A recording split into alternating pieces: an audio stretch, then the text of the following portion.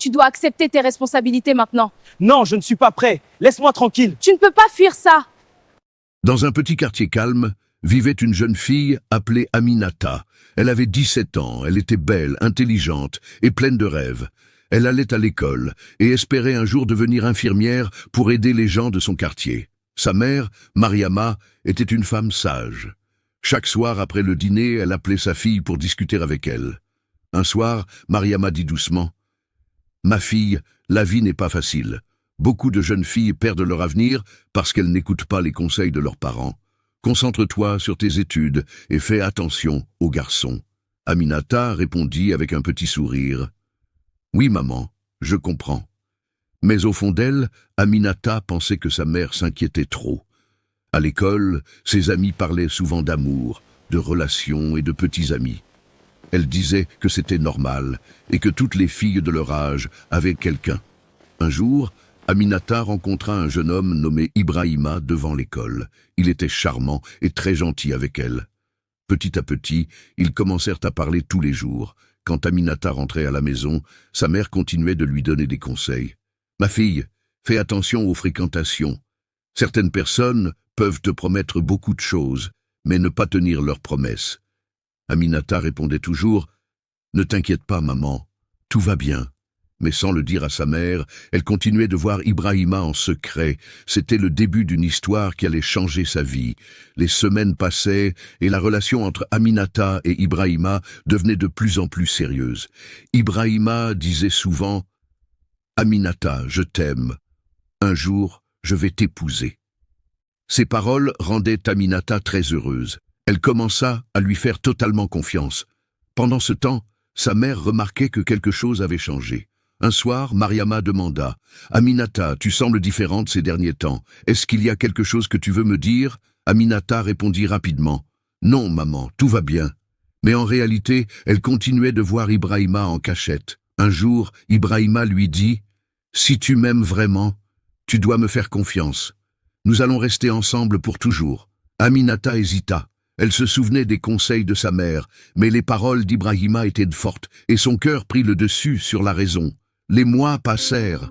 Un matin, Aminata remarqua quelque chose d'étrange. Son corps avait changé et elle se sentait souvent fatiguée. Après plusieurs jours d'inquiétude, elle comprit une vérité qui la fit trembler. Elle était enceinte. La peur envahit son cœur. Comment allait-elle annoncer cela à ses parents? Elle savait que sa mère serait très déçue. Depuis plusieurs jours, Aminata ne dormait presque plus. Elle passait ses nuits à réfléchir. Son cœur battait vite chaque fois qu'elle pensait à la vérité qu'elle cachait. Elle savait qu'elle était enceinte. Chaque matin, sa mère remarquait que quelque chose n'allait pas. « Aminata, tu ne manges presque plus. Tu es souvent fatiguée. Est-ce que tu es malade ?» demanda Mariama avec inquiétude.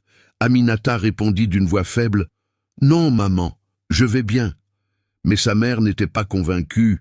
Une mère connaît toujours son enfant. Un jour, Aminata décida de parler à Ibrahima.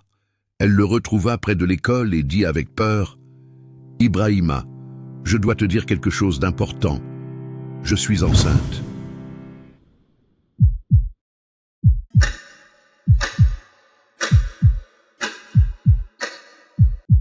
Ibrahima resta silencieux pendant quelques secondes. Son visage changea complètement. « Quoi? Tu es sûr ?» Aminata hocha la tête. Mais au lieu de la rassurer, Ibrahima devint nerveux. « Ce n'est pas le bon moment. Je ne suis pas prêt pour ça. » Ces mots tombèrent comme un coup de tonnerre dans le cœur d'Aminata. Elle rentra chez elle en pleurant. Le secret devenait de plus en plus lourd, mais ce qu'elle ne savait pas, c'est que la vérité allait bientôt sortir. Un matin, Aminata se réveilla avec de fortes nausées. Elle courut rapidement vers la cour de la maison. Sa mère la suivit immédiatement. « Aminata, qu'est-ce qui se passe ?» Mariama observa sa fille avec attention. Puis, soudain, une idée terrible traversa son esprit.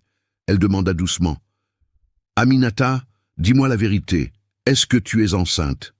Aminata resta silencieuse. Ses yeux se remplirent de larmes. Ce silence était déjà une réponse. La mère posa ses mains sur sa tête, choquée. « Ma fille, pourquoi? Je t'avais conseillé tellement de fois. » Au même moment, le père d'Aminata entra dans la maison. Il entendit les pleurs et demanda d'une voix forte: « Qu'est-ce qui se passe ici ?»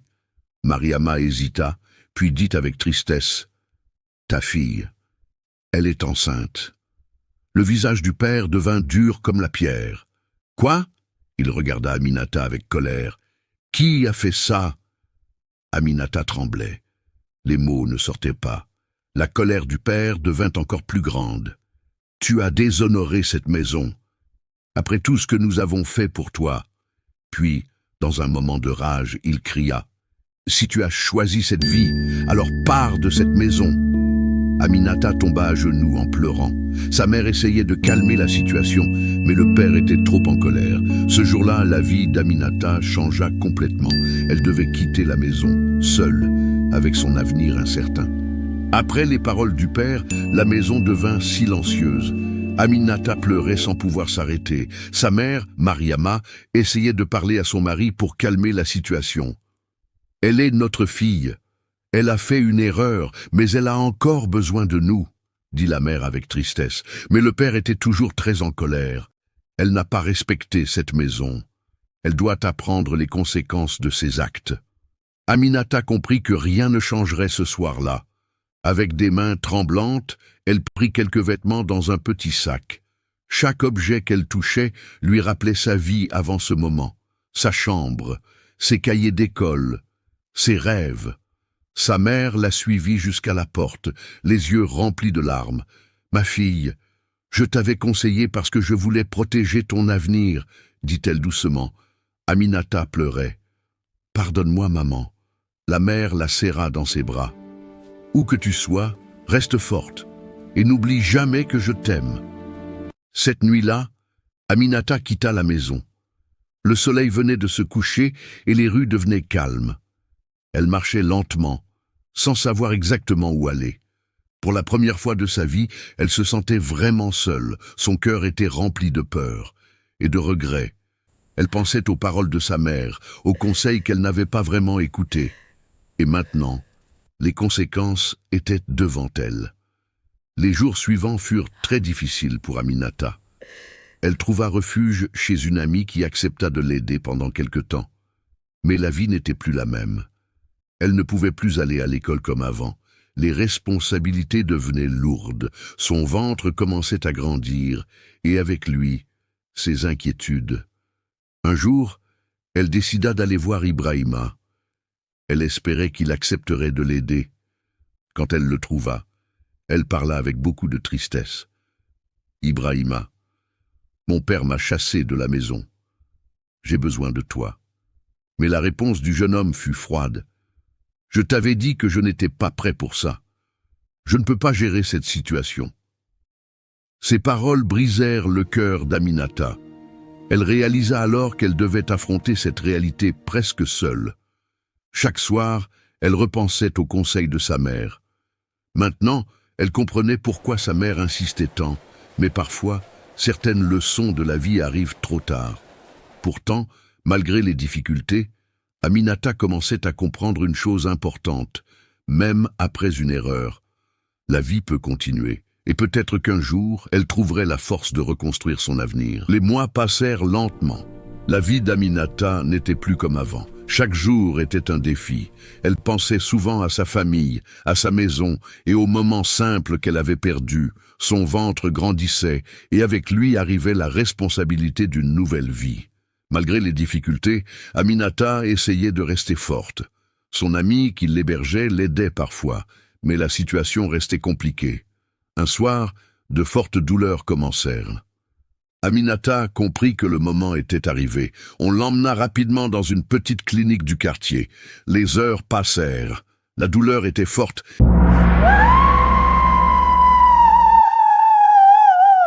Mais Aminata gardait le courage dans son cœur. Finalement, au milieu de la nuit, un cri de bébé remplit la pièce. Un petit garçon venait de naître.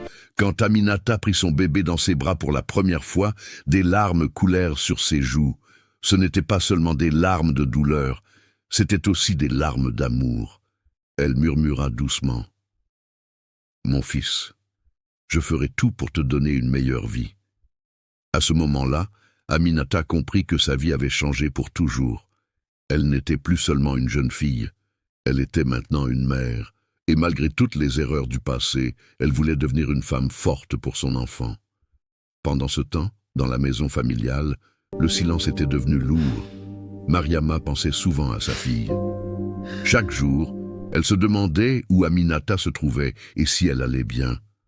Le père d'Aminata, lui aussi, commençait à réfléchir. Au début, la colère avait rempli son cœur. Mais avec le temps, cette colère commença à se transformer en regret.